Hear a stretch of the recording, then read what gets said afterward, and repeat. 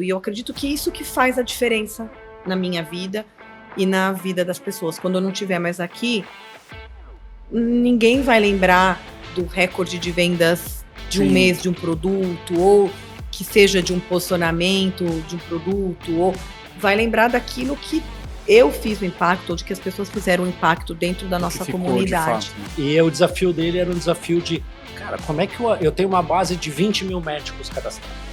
Como é que eu atinjo uma base de 20 mil médicos, né? E mais do que isso, há uma transição geracional, né? Então os médicos estão saindo da faculdade num volume grande, a geração mais antiga de médicos está se aposentando, ou não tem o poder mais de consumo que tinha antes. E ele falou, pô, eu quero lançar meu produto num canal digital fechado pro médico, né? Se a gente pensa 100 anos atrás, um homem que incentivava as filhas a trabalhar, a dirigir o carro, a se formar, a estudar, a desenvolver produtos para mulheres. Então, assim, ele desenvolveu a pílula anticoncepcional contra a igreja naquela época, foi um auê. Ele desenvolveu um remédio, né, um nutriente, um nutracêutico que você tomava naquela época e fazia bem para a pele. Quando que há, sei lá, 90 anos atrás ia se pensar nisso?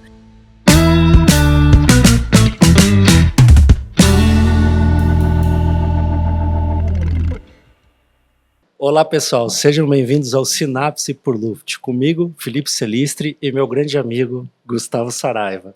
Hoje a conversa vai além do cargo e dos títulos. Vamos abrir o bastidor real da liderança feminina. O peso das grandes decisões e a solidão do topo, que ninguém escreve nas manchetes, mas todo líder reconhece quando a porta se fecha e a responsabilidade começa. E para falar disso com verdade, leveza e repertório, a gente trouxe a pessoa certa, certo, Gustavo? Certo, a gente tem um prazer enorme de receber aqui com a gente a Giovanna Passini, que é diretora-geral da MERS, uma das vozes mais relevantes na liderança feminina nas redes, onde ela compartilha com todos vários aprendizados literários, reflexões sobre carreira, como é liderar sendo mulher e o que sustenta um CEO quando ninguém está olhando. Seja muito bem-vinda, Giovanna. Giovanna, obrigado por aceitar nosso convite, seja muito bem-vinda, um grande prazer ter você aqui com a gente. E eu acho que a gente podia começar, né, Gustavo, você falando um pouco de você, contando da sua história. Nós fizemos uma introdução aqui para o nosso público, mas certamente você será bem mais habilidosa do que a gente para falar de você. Falar de você, da carreira, da sua história, né? Tá ótimo. Então, primeiro, quero agradecer o convite de vocês, né, Felipe e Gustavo. É muito bom, eu sempre gosto muito de conversar, de dividir um pouco da minha história, da minha visão, e eu acredito que essa é uma oportunidade muito rica e única para todo mundo que escuta a gente. Então, falando um pouquinho da minha carreira, eu costumo falar que eu nasci dentro do mercado farmacêutico, né? Meu pai, ele sempre foi um executivo dentro do mercado farmacêutico, então eu cresci escutando as histórias dele e sempre com muita paixão, né, ao que ele fazia, ao dia a dia dele. Sempre trabalhou muito, mas ele sempre chegava em casa de uma maneira positiva e contando tudo aquilo que tinha acontecido, tanto os desafios quanto as conquistas. E aquilo me deixava muito assim, inquieta, no sentido de que eu pensava, quando eu crescer, eu quero ser que nem ele, quero trabalhar nesse mercado farmacêutico, quero ter esses desafios, essas conquistas. Então, começou daí, né, o meu desejo de entrar no mercado farmacêutico. Aí eu entrei, efetivamente, no mercado farmacêutico como estagiária, né, da Eurofarma, que eu tenho um baita carinho, que foi uma grande escola para mim. E depois eu fui crescendo em outras farmacêuticas, tanto nacionais quanto multinacionais. E eu fui indo para o lado do marketing, para a área de marketing. Então, fui gerente de produto, fui gerente de marketing, trabalhei com inteligência de mercado. Aí surgiu uma oportunidade para eu mudar de laboratório para ocupar uma cadeira de diretoria, minha primeira cadeira de diretora. Que foi na MERS, isso foi em 2016. E depois de 2 anos, eu fiquei na cadeira de Country Manager da MERS Aesthetics aqui no Brasil, onde eu estou até hoje.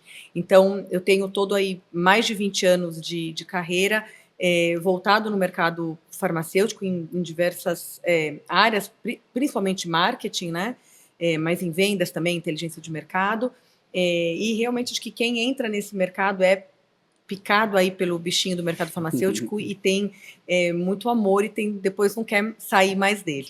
Saúde transforma de alguma forma a vida das pessoas, né? E a gente, de alguma forma ou de outra, a gente acaba vendo o impacto da nossa ação do dia a dia dentro das indústrias que a gente trabalha na população como um todo, né? E traz é gratificante, né? Você falou que começou dentro da área comercial. Você acha que esse é um caminho natural para uma posição de executivo líder de uma indústria de saúde? Quer dizer, ter essa veia comercial é relevante? Acho que é o mais comum, né? Então, normalmente, esses cargos, a grande maioria vem de profissionais que vieram dessa parte comercial, de vendas, ou até mesmo de marketing, ou até financeiro. Mas eu não colocaria um rótulo de que tem que ser dessas 3 áreas para se tornar, né, um CEO, ou ter um cargo de C-level dentro de uma organização. Acho que o mais importante é realmente você ter um olhar 360, não olhar só para dentro da área, né, da cadeira que você ocupa, mas olhar como um todo, e você ter as habilidades para essa função, né, para um cargo de liderança. E que daí, para mim, essas habilidades, elas vão muito além do que o que a gente chama de hard skills, né, que é aquilo que a gente... É muito mais fácil de estudar, tá num livro, você treina a e gente você... falou isso agora de manhã, a respeito exatamente disso. Exatamente porque cada vez mais a gente vê isso, né? Que antigamente se falava muito disso e era um corte, a gente era muito analisado por isso, né? Pelas nossas habilidades financeiras, pelo conhecimento. Era o hard skill total, né? Era isso. Sabe ler o balanço. Sabe ler o balanço. Né? E hoje a gente sabe que isso é totalmente algo muito mais treinável e que as tecnologias de hoje em dia, elas substituem isso, né? A gente não necessita, nem hoje, muito menos no futuro, de uma pessoa para fazer isso. Cada vez mais vão ter máquinas, a inteligência artificial está aí e que vai acabar ocupando esse espaço. Mas quando a gente fala de pessoas, né, de liderança, de inspirar, da gente realmente encontrar um propósito, né, passar esse propósito para os colaboradores e comunicar, né, com o público, não só interno, mas externo, isso exige uma habilidade muito mais difícil, é treinável, sim, mas é algo muito mais difícil que não está num livro, que você não segue o passo ABC e você está pronta, né?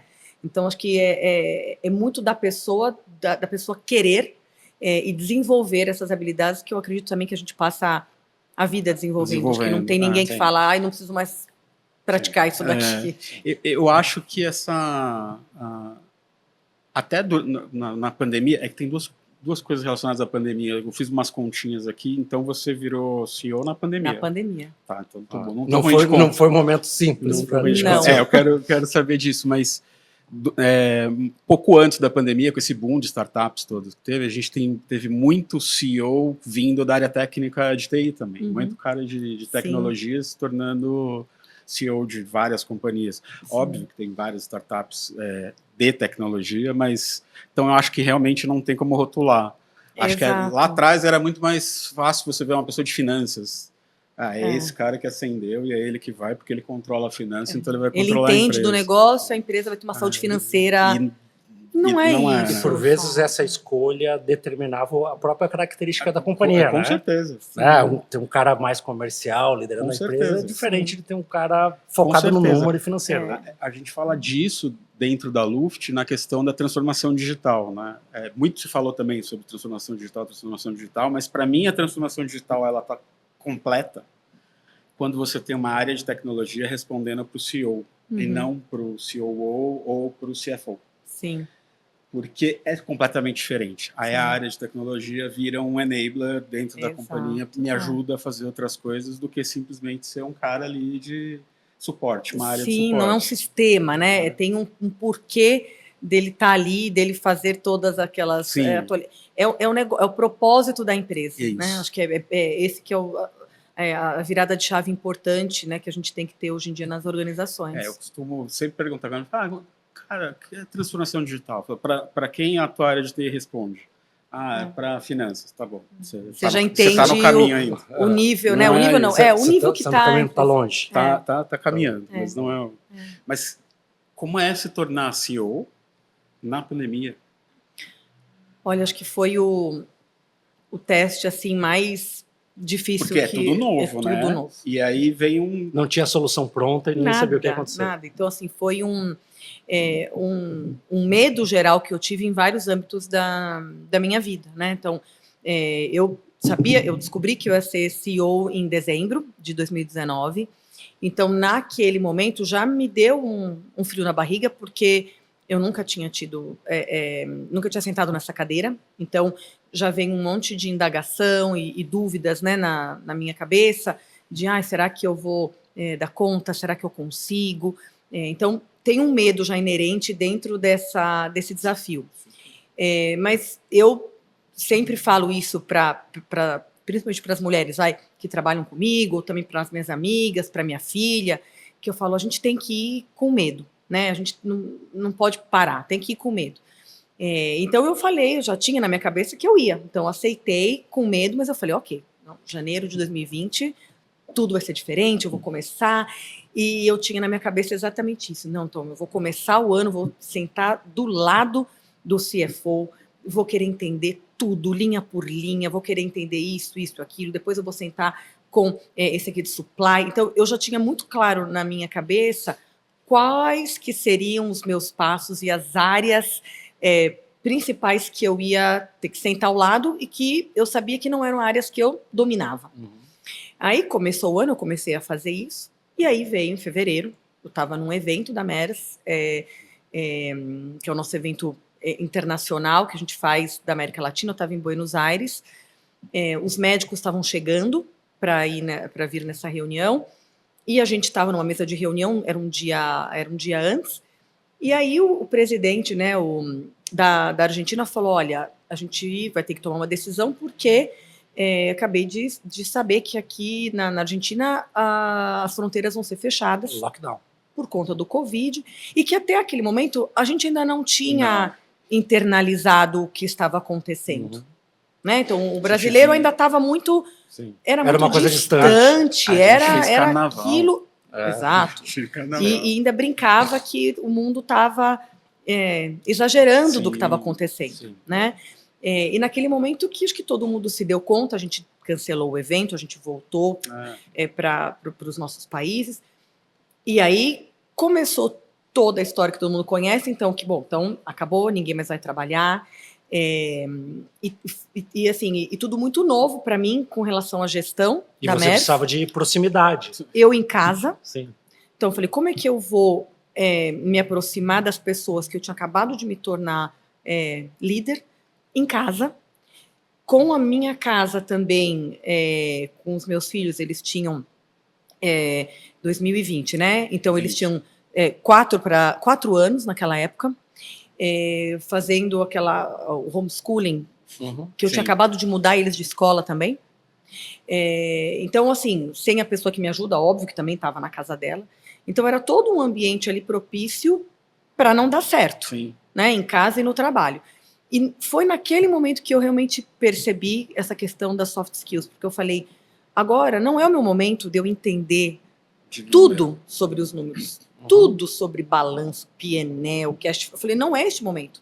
Importação. Eu falei, agora eu tenho que entender de pessoas. Tá todo mundo em pânico. Tá todo mundo com medo de morrer ou de perder alguém. Todo mundo com medo de perder o emprego.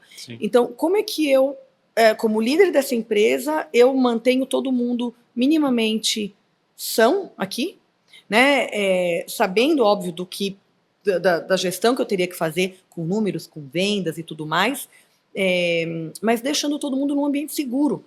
Né? Então, acho que esse, para mim, foi uma virada de chave muito importante, um desafio incrível, e que eu entendi o real papel de um líder naquele momento. Porque aquilo, para mim, foi muito forte de me conectar com as pessoas, de escutar as pessoas. Eu lembro que teve uma sexta-feira que eu falei, eu vou mandar uma mensagem pro time. Então eu fiz um vídeo, né, no meu celular e mandei para a gente ter um grupo de todos os funcionários da Mers, eu mandei para todo mundo.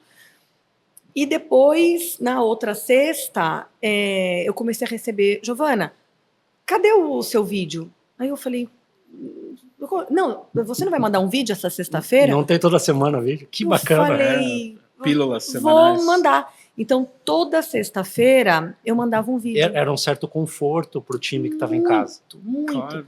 E aí eu comecei a fazer, assim que eu assumi também, a diretora de RH falou, Gi, vamos fazer um encontro trimestral, tipo um café com o presidente, para trazer pessoas. Falei, vamos. Não consegui fazer, óbvio, né? Veio a pandemia. Mas aí ela falou, vamos fazer online? Eu falei, tá bom.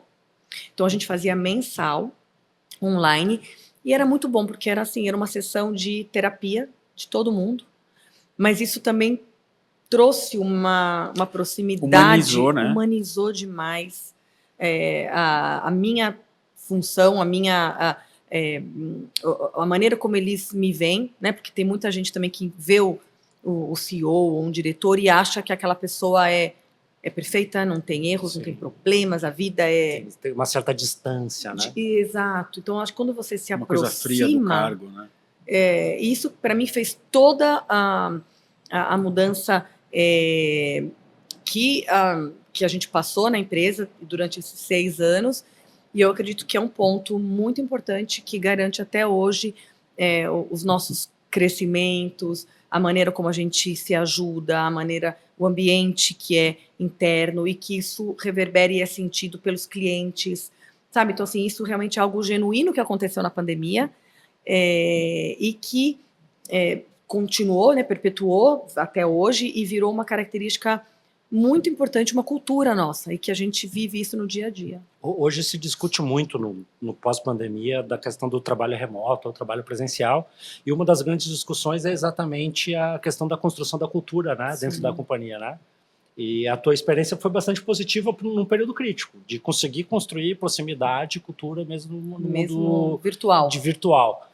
Ainda estão no mundo virtual em partes, ou hoje o time é mais presencial a gente fisicamente? A gente trabalha 3 dias presencialmente e 2 dias de home office. Então, acho que como você falou, funciona. É claro que tem algumas pessoas que falam, poxa, eu gostaria de trabalhar todo dia de casa. Sim. Como tem gente que vai mais de 3 dias para o escritório. Acho que a gente nunca vai ter um consenso difícil. Que vai agradar todo mundo. Mas eu realmente acredito que é importante essa presença, porque você resolve coisas muito mais rápido. Você ganha agilidade. É o olho no olho, é um almoço que você tem, é uma conversa no café. Então, é importante ter esse convívio. A gente passa a maior parte da nossa vida ali dentro. Então, acho que fica um pouco difícil se a gente só se comunicasse via e-mail, ou mesmo que virtual, porque numa reunião... Você abre a reunião, você já chega falando do quê?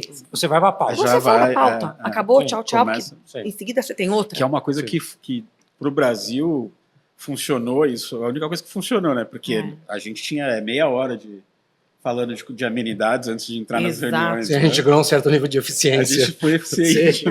Mas ao mesmo tempo, eu acredito que não é para a gente ficar 45 minutos falando de amenidades e 5 ou 10. Claro. Mas a gente tem essa cultura dessa proximidade. Isso é nosso. É nosso. Então, eu acho que isso faz parte do nosso resultado, do nosso jeito. Então, precisa ter esse... Poxa, e aí, como foi o final de semana? E teu filho, como é que tá? Me indica um restaurante bom para eu ir. Me indica, fiz isso. Bom, mas beleza, vamos lá. Então, uma vamos série começar. Nova, né? Hoje eu ganhei dicas de série na hora do almoço. E é muito gostoso. É gostoso. Né? Então, acho que tem que ter esse equilíbrio. Faz toda a diferença. Ainda sobre a questão da pandemia, vocês trabalham com estética. Na pandemia, vocês se viam muito pelas telas, todo mundo. Tem algum efeito disso, de estar se olhando e o aumento de tratamentos estéticos, principalmente para as mulheres? Teve muito, assim. Para os homens também, por que não? Não, Também. não, porque eu li era especificamente falando que as mulheres tinham muito essa coisa de... Cara, Porque a gente se via se mais na vendo, tela. Eu li algo nesse sentido, que falava das mulheres. E assim, para todo o mercado estético, óbvio, o começo da pandemia e tirando aqui tudo de muito ruim, né? Que, assim, mas se eu vou olhar crescimento de mercado totalmente isolado, sem aqui levar consideração nenhuma o que aconteceu, né, com as pessoas, enfim. Sim. Olhando só o mercado. Foi o ano que o mercado de estética mais cresceu. Então, realmente teve um boom significativo. E a gente até deu um nome, né? Se deu o nome de efeito Zoom. Porque a gente começou a usar a plataforma Zoom. Legal. Não existia... Ninguém conhecia. A empresa quase, foi de $1 a ação. Porque todo mundo 50 conheceu o Zoom e usava a plataforma Zoom. E óbvio que você passa o dia inteiro conversando e se olhando. Então você começa a ver aquilo que você não vê no dia a dia, porque você não fica se admirando no espelho. Né? No espelho você se olha, você se penteia, tal, mas com rapidez, né? Com mais agilidade. Você fica o dia inteiro na reunião, chega um momento que você começa a falar, nossa, mas olha isso aqui como é que tá, olha isso daqui, e começa a te incomodar. E pensa que era um momento que a gente não viajava, então você não gastava dinheiro com viagem, você não gasta dinheiro com restaurante. Sim. Você também não vai comprar um imóvel. Dentro de casa. O lazer é dentro. Você não vai comprar um imóvel, porque você não sabe se você vai estar empregado ou não. Então, e você está se incomodando muito com a tua estética. E naquele momento, eu acho que também foi um momento muito forte de reflexão do que é importante para a nossa vida. Porque a nossa vida ficou muito frágil. A gente podia estar vivo num dia e no outro dia não tá, ou alguém que a gente ama. Então a gente passou a se questionar tudo. A gente trabalha muito, a gente vive com quem a gente ama, a gente faz aquilo que a gente gosta, como que eu cuido de mim. Então essa questão da estética, naquele momento também, ela passou a ser vista não como uma maneira fútil, como vinha sendo... e até hoje, infelizmente, ainda tem muita gente que enxerga a estética como algo fútil, mas naquele momento já passou a ser vista como algo importante, um pilar importante para a nossa saúde, para a nossa autoestima, para o nosso bem-estar. E, óbvio, associado a essa questão que você não tinha onde investir. Então, as pessoas passaram a procurar. Então, realmente cresceu absurdamente o mercado.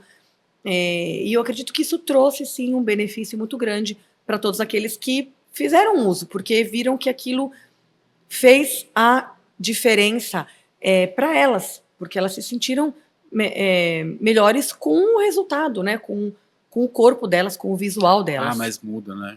A minha esposa fez uma rino tempo atrás, outra...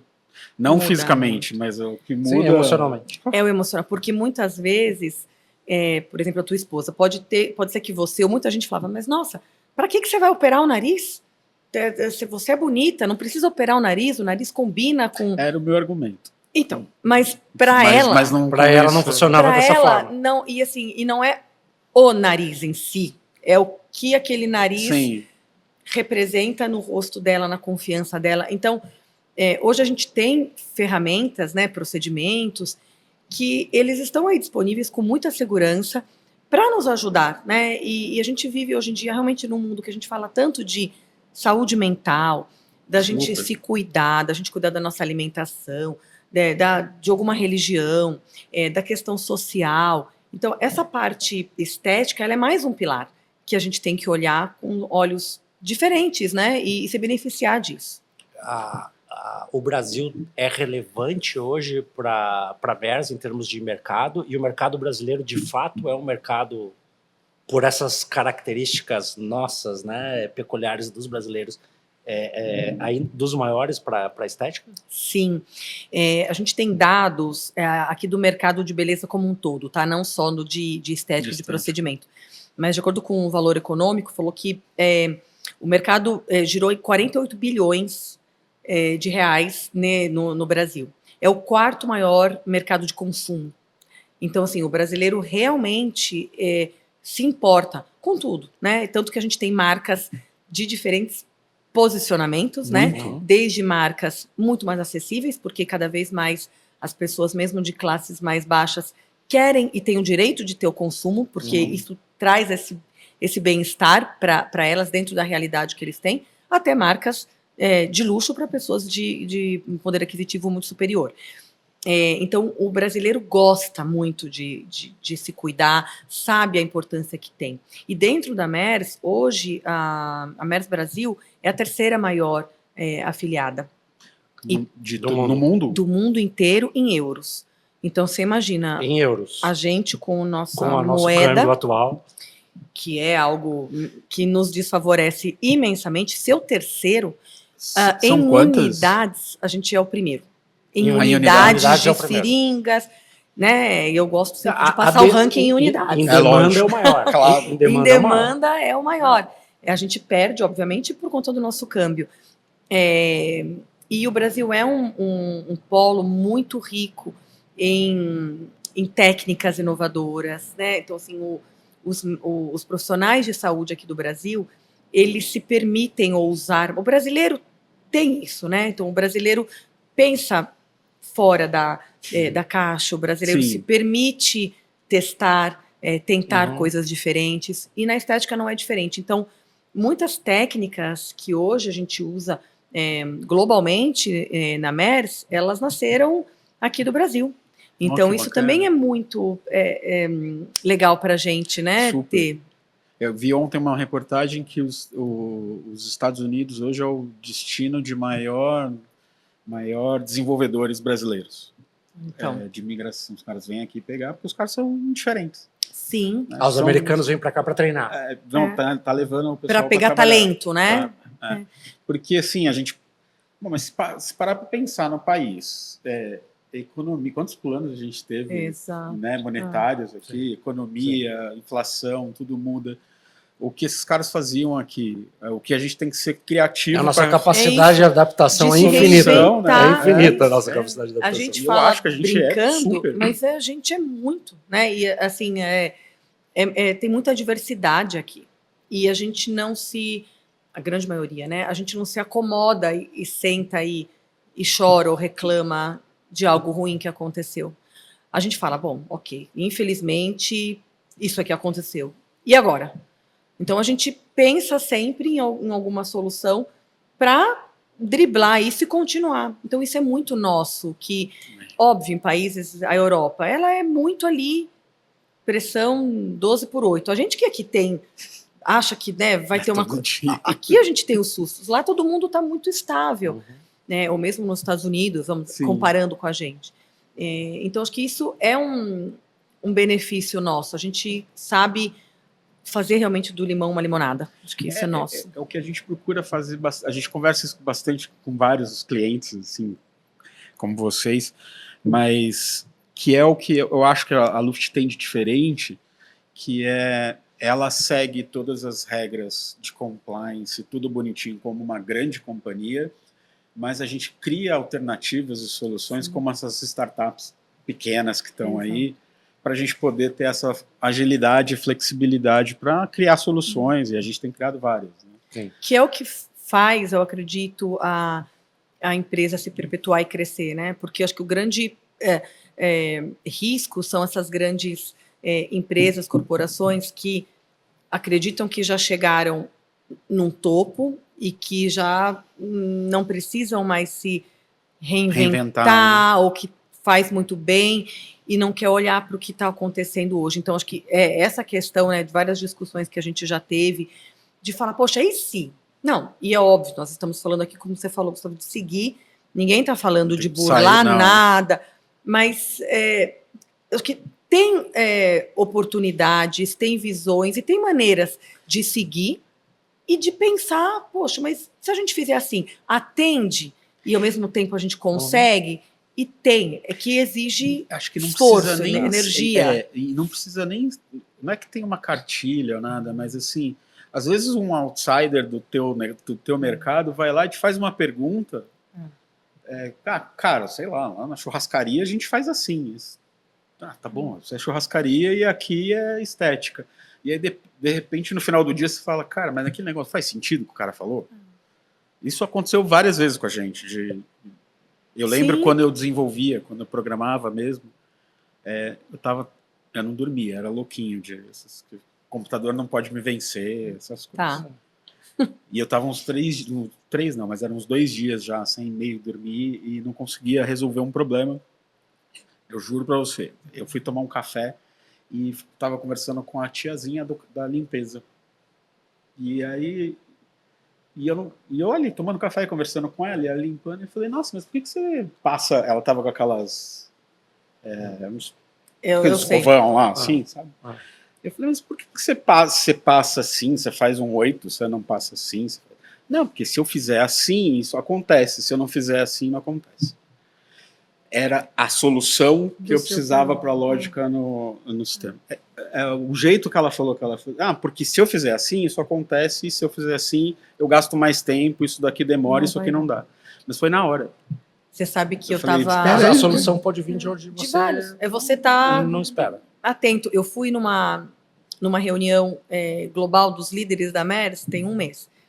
E foi bárbaro. E a MERS é uma empresa familiar, né? Então, agora a gente está na 5ª geração e tinha uma mulher que assumiu agora a parte dos shareholders. E ela estava lá se apresentando e ela contou um episódio que aquilo para mim foi extremamente marcante e tem tudo a ver com o que você falou.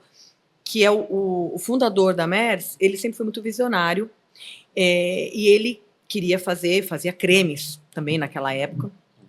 Então, sei lá, 100 anos atrás. Só que ele queria fazer um creme, e naquela época os cremes eram feitos, eles eram armazenados em potes de vidro. Uhum.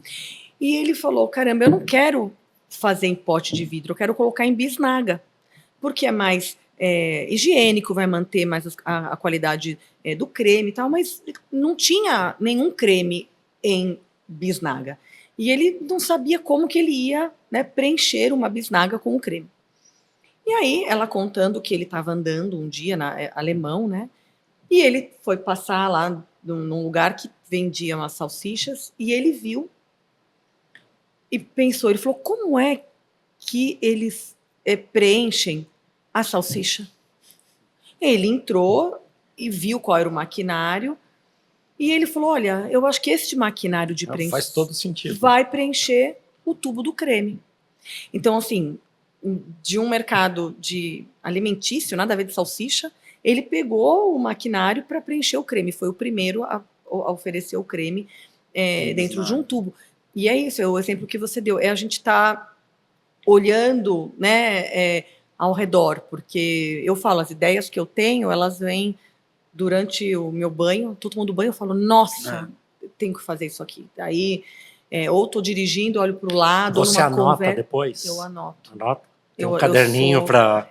Eu tenho, acho que uns 4, 5 cadernos, que daí Físicos. Físico. Eu gosto do físico também. Eu ainda sou da época do físico. A cadernetinha. Então eu tenho um caderno do lado da minha cama, que às vezes eu acordo e eu vou dormir, falo, anoto. Tenho na minha bancada de trabalhar, tenho na MERS. E eu tenho feito, às vezes eu estou no trânsito, daí eu não vou anotar, e eu mando mensagem do meu celular particular pro meu pessoal. Uhum. Não sei o que lá, vê tal. Porque eu vou vendo na rua e às vezes eu vejo alguma marca fazendo algo, ou escuto. Então é você ter esse olhar atento a tudo que está acontecendo, né? Porque acho que é isso que também faz a gente ser diferente e somar para dentro do nosso negócio. Você esteve em empresas de diferentes nacionalidades, né? A gente está falando de uma empresa familiar alemã. Sim. E como é que é a adaptação para a cultura entre uma empresa familiar alemã e a cultura empresarial brasileira? Tem muita distância? Ou tem uma adaptação dos dois lados para que a coisa flua legal? Tem, assim, eu trabalhei acho que a maior diferença que eu senti entre uma empresa nacional e uma multinacional, né? Então eu já trabalhei em empresas nacionais que gostei muito e que tem muitos pontos positivos e tem muitos pontos que você tem que também saber lidar, assim como nas multinacionais, né? Mas é um choque de realidade quando você está em uma e vai para outra, né? Independente aí do movimento. E da cultura também. Mas engraçado porque na minha cabeça o alemão ele era, né, seria uma empresa muito rígida, muito quadrada, muito rígida. E quando eu entrei na Mers, o meu chefe era alemão, né? Então quem me contratou foi um alemão. E ele para mim nem era, que eu brinco, falo assim, ele não era alemão, porque ele era já Era um alemão com ele certo... era qualquer coisa menos Tava alemão. Com certo Localizado. samba. Com certo samba. Exato, já. tinha morado já, óbvio, em vários países. Mas a própria empresa, ela tem um olhar muito aberto. E eu acho que isso vem do fundador, porque se a gente pensa 100 anos atrás, um homem que incentivava as filhas a trabalhar, a dirigir o carro, a se formar, a estudar, a desenvolver produtos para mulheres. Então, assim, ele desenvolveu a pílula anticoncepcional contra a igreja naquela época, que foi um auê. Ele desenvolveu um remédio, né, um nutriente, um nutracêutico que você tomava naquela época e fazia bem para a pele. Quando que, sei lá, 90 anos atrás, ia se pensar nisso? E voltado para a mulher, né? Então, assim, grande parte do portfólio dele é para a mulher. E eles construíram, e acho que isso também é porque é uma empresa familiar, eles construíram um museu da Mers. Para contar a história. Lá em Frankfurt.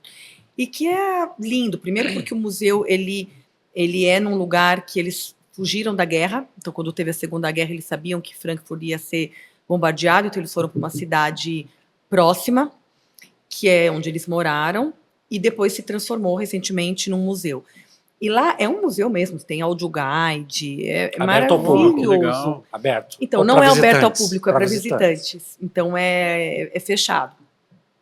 Mas um dia a gente vai combinar e vocês vão lá conhecer, que vocês vão adorar. É realmente muito lindo. E você escuta a história das filhas, das netas, e você vê realmente que naquela época alguém que se importava com a mulher e que tinha um olhar diferente para o feminino, já é alguém que pensa diferente. Absolutamente visionário. Muito visionário. É muito tempo atrás. Então é por isso que eu falo que a Mers não é aquela alemão que é... Não, tem flexibilidade, você consegue conversar. Então isso é... Acho que tem um pouco de preconceito, assim, preconceito. Nosso, né? Do nosso. Eu tô falando, a minha filha estudou também, eu era contra, mas estudou escola alemã. Mas hoje você é feliz por isso ter acontecido. Eu sou. Mas acho que é isso, é um preconceito que a gente tem. Eu te falei, putz, vai ser um negócio tão... By the book. Na Luft, a gente sempre comenta com muitos dos nossos clientes que são multinacionais, a maior parte deles são empresas internacionais, que nós temos uma atuação local, nós somos uma empresa familiar também, né? Que já fez a transição com uma empresa absolutamente profissional, mas de origem familiar. Mas a gente sempre comenta, fala, olha, não adianta você pensar a sua estratégia operacional de forma global, ok, para o desenvolvimento de produto, mas você tem que agir localmente nos mercados, né? Existem peculiaridades específicas para cada um dos mercados. E o Brasil é um mercado absolutamente peculiar, especialmente para a distribuição dos produtos, né? Um país enorme, complexo, com baixa infraestrutura e tudo mais. Você consegue perceber, ou você consegue impor, de certa forma, como CEO aqui no Brasil, uma estratégia local que, de alguma forma, diverge um pouquinho da global ou que é aplicada em outros países? A Mers consegue atuar dessa forma também? Sim. E vou te dar um exemplo. Quando eu entrei na Mers também, há 9 anos atrás, a gente tinha um produto que era o Radiesse, que ele tinha um posicionamento global, né? Ele era posicionado de uma maneira para dar volume, né? E quando eu entrei, eu falei, o produto não é isso.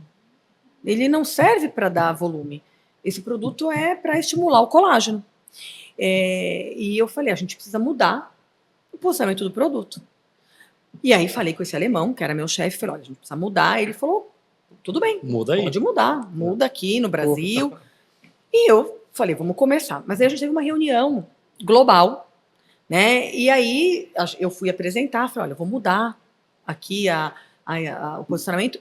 E a receptividade não foi, muda, claro. Eu falo, não, pera um pouquinho. Não, até porque naquela época, 10 anos atrás, o Brasil não tinha a representatividade que tem hoje. Então, o olhar também já era diferente. Mas eu tive muito apoio local desse meu chefe alemão de falar, olha, Vai em frente. Faz, você acredita, faz. Deu super certo. Hoje, este posicionamento é o posicionamento global da empresa. Seu produto vende muito mais. Aí, ó, mais uma coisa que vem do Brasil. Vem do Brasil. Tá vendo? E é algo que eles reconhecem. Então, assim, todo mundo sabe que foi algo do Brasil. Todo mundo sabe, não, é a Giovana que fez, que começou esse processo. Óbvio, não, isso foi feito a milhares de mãos, mas a empresa reconhece e sabe disso.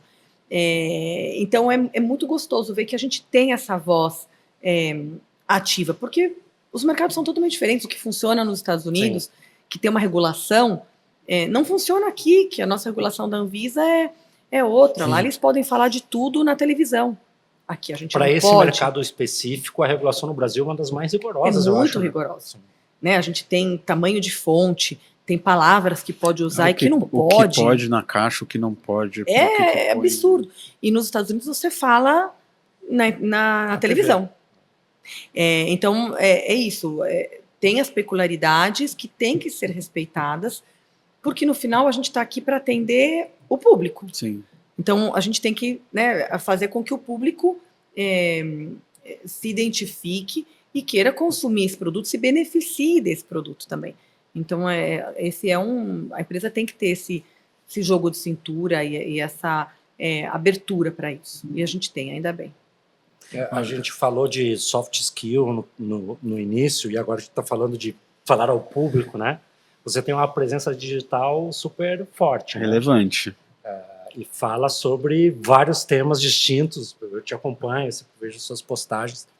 É colunista agora. Né? Agora falei que eu tô me achando já. Eu não sou stalker, mas eu sei tudo. Já tá sabendo, ó. Tem que tomar cuidado, então. Você acha que esse é um caminho importante para falar para o público MERS ou não? Também é importante para a Giovana como pessoa se posicionar como uma liderança de forma mais ampla? Eu acho que os dois, né? Então, se eu penso, eu sou a principal porta-voz da MERS aqui no Brasil. Então, tudo aquilo que eu acredito e que, óbvio, corrobora com os valores da MERS e que a gente está muito alinhado, é muito importante que eu reforce isso, porque as pessoas entendem e veem que eu realmente vivo o que eu falo. Eu não estou falando da boca para fora porque eu trabalho na MERS, porque eu realmente acredito naquilo.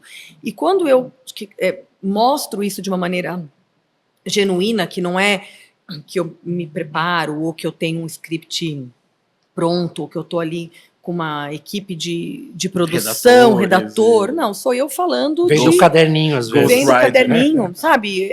E querendo dividir, acho que essa verdade que eu trago de temas que eu acho relevantes, que agrega muito para a MERS, que é uma empresa que a gente também está falando muito e que eu faço questão de fazer essa mudança também de alguns anos que eu tenho batido muito na tecla, que a gente não vende produtos estéticos, né? A gente vende aumento de confiança, aumento de autoestima. E eu, como mulher, eu sou igual a todas as outras. Então, eu sei o que as dúvidas que a gente tem, os medos, os desafios. E eu sei o quão bem me faz ter o uso desses produtos, e não só dos produtos, porque eu falo muito além do portfólio. Eu falo do meu relacionamento com os meus filhos, dos problemas que eu tenho, dos meus medos. Eu falo da importância de ter amigas, porque essa parte social é muito importante. Você fala muito de livros. Eu falo muito de livros que eu adoro ler, e eu trago livros que realmente fazem a diferença para mim, que eu aprendo. Eles foram te modificando como líder ao longo do tempo? Essa intensidade, o hábito da leitura. E eu não era uma pessoa que eu lia, porque eu nunca tinha tempo para ler. Então eu não priorizava. Honestamente, eu não sei em que momento que virou e que eu comecei a ler. Eu não sei o que foi que aconteceu, não lembro, honestamente. Mas eu comecei a ler e comecei a ver que aquilo agregava para mim, aquilo me trazia realmente valor para minha vida profissional e para minha vida pessoal. E o fato de eu ler em casa também é um exemplo para os meus filhos, que hoje eles têm 10 anos. Eles não gostam de ler. Sim. Eles não gostam. Talvez num tablet. num tablet e assim... Um livro de papel é difícil. Difícil. E é mais, eles querem jogar, né? E eu falei, poxa, mais do que ficar falando, vai ler. Eu falei, eu vou também mostrar que eu tô lendo, que eu gosto de ler. Então, porque eu uso muito o celular também. E eles me criticam muitas vezes. Você fala que não é... para usar. Pode, mas você tá sempre com ele. E eu falo, é verdade. Então eu falo, também tenho que mostrar então um outro lado positivo, né, para ver se isso também vai internalizando para eles. E os livros me trazem isso. E eu misturo muito livro de romance, de ficção, com livro mais de business. E isso para mim me traz... E tem muitas vezes que eu entro numa reunião e que eu falo, nossa, olha, hoje isso aqui tem a ver, eu vou falar o que eu li no livro. O pessoal até zoa, né? Que teve uma época, eu escuto muito podcast também. Então, às vezes, eu chego numa reunião e eu falo, olha... Sente uma citação. Olha, pronto, lá vem ela agora com a frase do dia. Mas sempre tem alguma frase que encaixa com o que a gente está vivendo. Então, para mim, isso enriquece muito. Não, é uma fonte, eu acho que é uma fonte inesgotável dessa questão de que quem está aberto a... Você pode transformar aquele conteúdo para o teu dia a dia. Muito. Completamente. Né? Muito. Eu também adoro ler. Mas eu não gostava. Eu era uma criança que não, na escola não, porque na escola tem aquele negócio, você tem que ler aquele livro para fazer. Que pode ser, acaba te tirando do prazer de certa forma. Exato. Né? Você é obrigado a ler uma coisa que você não gosta. Se você não gosta. Porque hoje eu faço isso. Hoje eu começo a ler um livro, se eu também não me identifico, eu paro. Sim. Eu não falo, não, vou até o final. Sim. Eu não leio mais. Sim. Eu leio, eu falo, não. Mas normalmente eu leio livros também que são indicados por minhas amigas, ou que eu vejo que está sendo muito falado, daí eu vou ler. Mas tem alguns que eu falo, nossa, esse aqui parece que eu vou gostar. Pegou, Você está no físico, livro físico ou livro digital? Eu estou no físico. Eu já li também digital, porque quando eu viajo é muito mais prático. Você leva uma coisa. Você leva mas agora, por exemplo, eu estava viajando semana passada, eu levei o meu livro físico grosso. Mas eu falei, poxa, eu vou viajar no avião, ali é um tempo muito bom, se eu não vou conseguir dormir, eu vou ler. Então eu levei ele. De certa forma, o livro é uma forma de apoio, porque a posição de CEO, por vezes, pode ser solitária. Eu já vi você falando sobre isso algumas vezes, de fato é. O livro é um apoio nesse sentido, não? Encontrar ali um ombro amigo, de certa forma? O livro é um apoio, porque... primeiro porque tem vários momentos de muitos livros que a gente se identifica. Uhum. Então, eu li um livro agora que também mexeu muito comigo, não só da parte de business, mas na parte que a autora fala um pouquinho da vida dela, e que tem tudo a ver com o que a gente falou do brasileiro que não se acomoda e que vai atrás. O livro chama Menos Forecast, Mais Foresight. É maravilhoso. É maravilhoso. Então, a hora que você vê o começo, que é ela falando da vida dela, o que ela venceu, o que ela fez, e depois ela traz, porque ela é uma expert em inteligência artificial, em inovação. Então, aquilo te dá um acalento, primeiro, de você ver que você tem os seus problemas e que não é que é maior ou menor do que o dos outros. Isso não te diminui de você falar, poxa, você estudou em colégio privado, você teve vários privilégios, ok. Uhum. Mas isso não quer dizer que eu também não tive as minhas dificuldades, os meus medos, né? Então, acho que me coloca num lugar de falar, caramba, todo mundo tem a sua cruz, vamos dizer assim. Sim. Não é uma cruz, óbvio que tem histórias que são, né? Mas aí não quer dizer que a sua dor tem que ser desmerecida, né? É da tua história, é o que você carrega.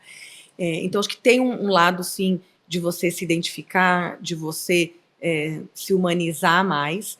E tem, óbvio, a parte de atualização de conteúdo, que também é muito importante. O livro serve para responder à famosa frase de quem cuida de quem cuida dos outros, é isso daí? Muito. Uma coisa de que... Muito. E é um momento que... e que, de novo, acho que na pandemia eu comecei a falar muito disso. quando eu falava que vai muito além dos tratamentos estéticos, né? Que eu falava, olha, neste momento, cada um tem que ser uma pessoa o mais forte que conseguir ser dentro do seu núcleo, da sua família, da sua comunidade, né? Dentro da empresa, dentro da sua casa. Só que para você ser essa pessoa que você está forte, você tem que estar bem com você mesmo. E como é que você está bem com você mesmo? Você está bem porque você está numa alimentação boa, que você dorme bem, que você se exercita, que você sai para rir com os amigos, que você está num relacionamento saudável, que você se olha e gosta do que você vê. Então, são vários pilares, mas você tem que se cuidar. Eu escutei uma vez uma pessoa falar que a gente tem que cuidar do nosso maior templo.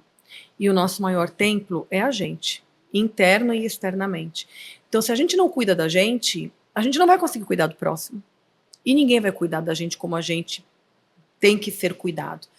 Então, acho que esse momento do livro, para mim, ele é um autocuidado, é um momento meu. É um momento que eu sento, eu fiz um cantinho na minha casa, que eu pus um quadro que tem a ver com a leitura. Eu pus uma poltrona gostosa, eu fiz uma prateleira com vários. Então, assim, eu criei um ambiente todo favorável que você já sabe que aquele ali é o meu tem canto. A dopamina ali do. Isso. Então, assim. E a família apoia? Te dá esse descanso?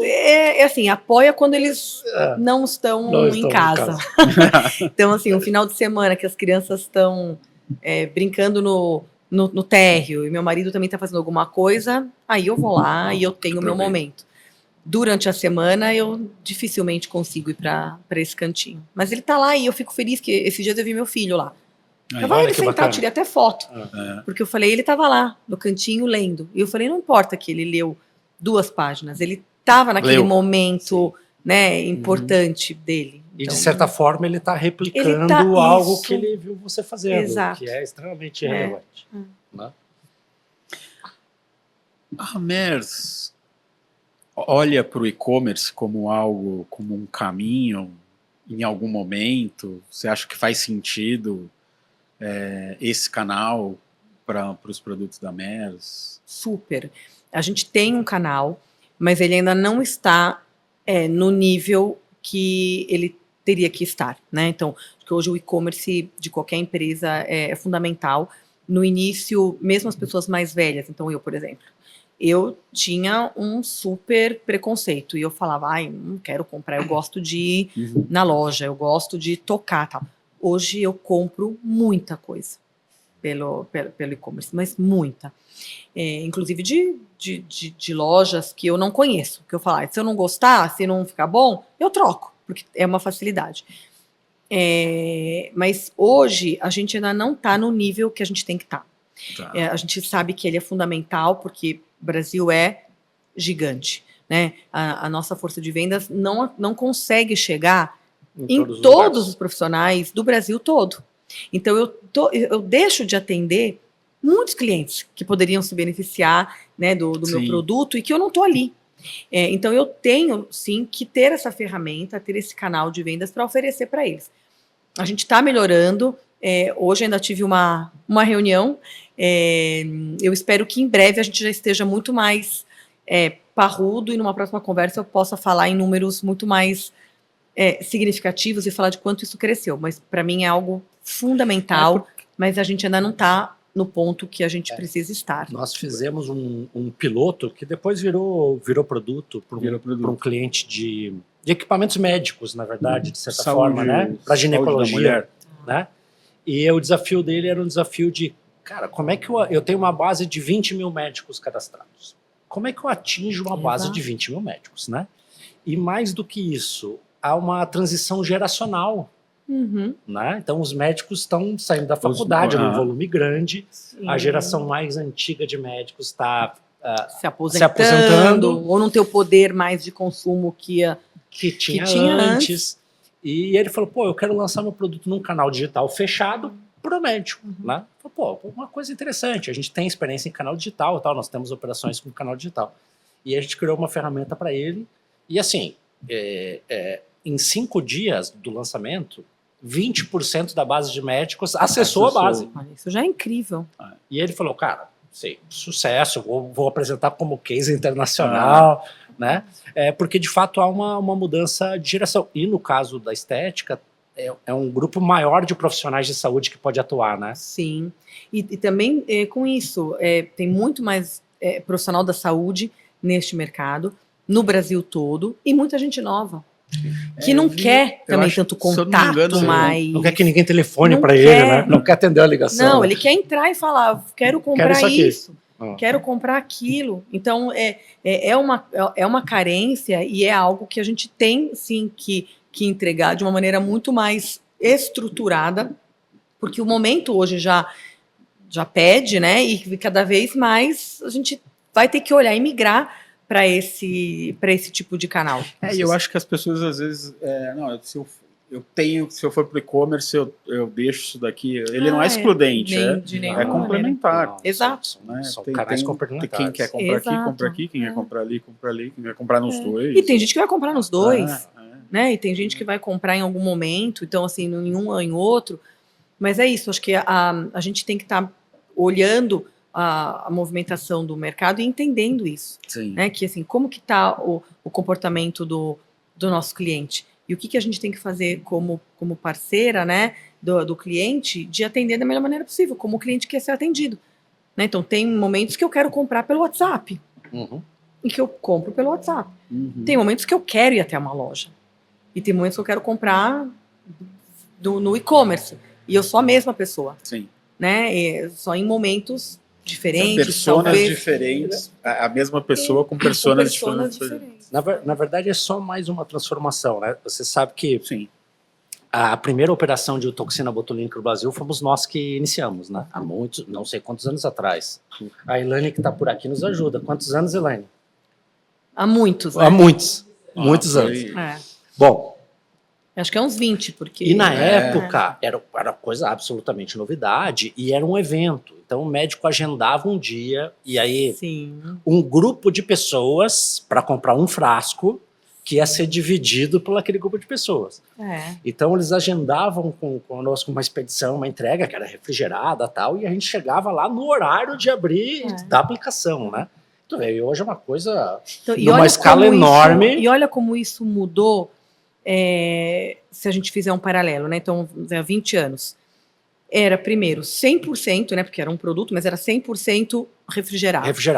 Então já tinha toda uma cadeia aí muito mais complexa de cadeia fria. Tinha essa questão desse estigma ou dessa questão de que um produto era para 2 pessoas, que era o correto naquela época, que era o que todo mundo fazia. E tinha todo esse processo de ter, né? Hoje, se a gente pensar 20 anos, não é muito. Né? Assim, não é muito 20 anos para uma transformação tão importante. Hoje, se a gente pensa... Praticamente o tempo da internet. Então, assim, se a gente pensar em 20 anos em tempo, não é muito, mas em 20 anos, o que aconteceu de 20 anos para cá? Porque 20 anos daqui para frente vai ser 200 anos com AI, né? Com IA exatamente. Agora hoje a gente tem produtos, né, que não o da Merck, que não precisa de refrigeração, então já foi uma baita mudança. Não tem mais isso de que um produto é para 2 pessoas, não existe mais por conta da customização do paciente, não tem uma receita de bolo. E hoje você compra pela internet. O quanto você quiser, a entrega, a agenda. Então, olha quanta coisa mudou no mercado e aquilo que a gente falou, daqui a 20 dias, outras descobertas são feitas. Esses dias eu li, não vou saber falar, mas quantos aplicativos foram desenvolvidos num curtíssimo espaço de tempo? Era algo assim que você fala... É absurdo. Né? A gente não consegue, a gente tem dificuldade, inclusive, um número para muito absorver grande. Tanta novidade Tanta assim coisa que tem. Acho que bacana, assim, papo ótimo com você, né? 1 hora passa... É pouco. A gente tinha que fazer aqueles podcasts que ficam o dia inteiro. Que ela não vai ter tempo. Mas acho que gostaria muito de te ouvir para a gente ir encerrando. O que você vê para o futuro, né? e deixar uma mensagem final aí para quem está nos escutando. O que eu acredito? Muito do futuro, a gente tem visto cada vez mais essa questão, né, de tecnologia, né, de inteligência artificial, que isso vai cada vez mais se intensificar. E a gente tem que entender isso como algo positivo, né, para a gente utilizar da melhor maneira possível, e não ter medo, como quando a gente teve a internet. Muita gente ficou com medo de computador, da internet, e olha hoje como a gente aprendeu a utilizar e a gente se beneficia. A mesma coisa das tecnologias. E saber que elas jamais vão substituir o ser humano. Porque aí, linkando com aquilo que foi o comecinho da nossa conversa, né? Eles podem sim substituir hard skills. Então, fazer algo que não é 100% inerente do humano, mas também não é algo que é o que nos diferencia um dos outros, ou uma empresa de outra. É algo que pode ser copiado. O que não pode ser copiado é a maneira como a gente lida com as pessoas, é o respeito que a gente tem um pelo outro, é a maneira como a gente olha para cada um, é a maneira como a gente pensa, são as ideias que a gente tem. Então, ter realmente esse cuidado com o ser humano, com a gente. E isso começa na gente se cuidando, então a gente tendo essa total consciência e a gente se cuidando como pessoa, como indivíduo, e a gente passando essa mensagem para todo mundo que está ao nosso redor. Começando na nossa casa, né? Então, com o parceiro, com a parceira, com os filhos, com os amigos, no trabalho. Porque eu realmente acredito que quando a gente se torne, tenha consciência de que para a gente continuar crescendo no mundo corporativo, a gente precisa crescer nesse outro lado humano, né? O ser humano, que eu acho que se perdeu um pouco hoje em dia das discussões. A gente fala muito sobre tecnologia, resultado, e essa parte do ser humano ela ficou um pouco esquecida ou aquém das discussões. E ela precisa ser reintegrada e ser colocada no centro das discussões, porque o restante vai orbitar sobre o ser humano e não o contrário. Então, acho que esse é um papel do líder, isso é o que eu procuro fazer todo dia dentro da minha casa e todo dia dentro da MERS, passar isso. E eu acredito que isso que faz a diferença na minha vida e na vida das pessoas. Quando eu não estiver mais aqui, ninguém vai lembrar do recorde de vendas de um mês de um produto, ou que seja de um posicionamento de um produto, ou vai lembrar daquilo que eu fiz o impacto, ou de que as pessoas fizeram o impacto dentro da nossa comunidade. De fato, né? E eu acho que a mensagem que hoje de manhã eu tive a oportunidade de uma pessoa de dentro da MERS de Portugal marcou uma reunião, quis fazer umas perguntas para mim, e ela me perguntou isso também, se eu tinha alguma mensagem para dar para ela. E eu falei, olha, a gente tem que acreditar muito mais na gente. Para mim são 2 pontos muito importantes. Primeiro é a gente acreditar no nosso potencial, a gente acreditar que a gente tem capacidade. E, ao mesmo tempo, a gente sempre fazer mais e melhor do que a gente fez um dia antes. Eu não gosto de falar que eu estou competindo, poxa, eu estou competindo com você. Não, eu estou competindo comigo. Então, hoje eu quero ser uma Giovana melhor do que eu fui ontem. E amanhã eu quero ser melhor do que eu fui hoje. E entregar mais, fazer a mais, para estar pronta para quando surgirem oportunidades no trabalho, eu acreditar em mim e eu seguir, eu falar sim para esses momentos. E do mesmo jeito na vida pessoal. Então, eu sempre quero ser uma mãe melhor, né? Uma filha melhor, uma amiga melhor, uma esposa melhor, sabendo que todos nós somos humanos e a gente erra pra caramba o tempo inteiro, mas acho que ter essa consciência de que eu quero melhorar, de que eu fiz errado e que eu vou lá e falo, olha, errei, ok, vamos de novo, vamos... É o que faz a roda girar, é o que dá propósito para a nossa vida, e acho que é para isso que a gente está aqui também, né? Acho que a gente está aqui numa passagem, a gente tem que fazer da melhor maneira possível e realmente fazer a diferença na vida das pessoas que a gente toca ao longo da nossa vida. Muito bom. Bacana. Ficou um corte ótimo pro final. O final ficou pro começo, pro fim, pro meio. Muito Ficou obrigado muito bom. por Super compartilhar o seu agradeço. tempo conosco aqui. Eu que Mais uma agradeço. vez, muito E bom, as suas sempre bom ideias. estar com vocês. Ai, que Várias bom. ideias, vários insights. Tem- E tá no meu caderninho ainda os Ah. tópicos que a gente falou Opa. na nossa última reunião e que a gente não Fico conseguiu. feliz, a gente tá no Tá no caderninho. caderninho. Nós estamos lá no tô Tá no caderninho. caderninho. Tudo aquilo que eu não risco de caneta colorida que eu não fiz, ele fica lá. Fica lá. E tá lá. Tá Tem lá, um gente. tópico que tá lá que a gente ainda não avançou, mas nós vamos voltar. A gente Ele tá vai lá no revoltar. caderninho. Reforçando, a gente adora coisa nova, a gente adora coisa que ninguém fez, a gente bagunça com a gente mesmo, né? Pra organizar a bagunça. Exato. Pra organizar. Que é pra isso que a gente tá aqui, né? Muito Tá bom. bom. Legal. Muito obrigado, Super Giovana. obrigada, viu? Muito bom o papo. Muito bom. Valeu.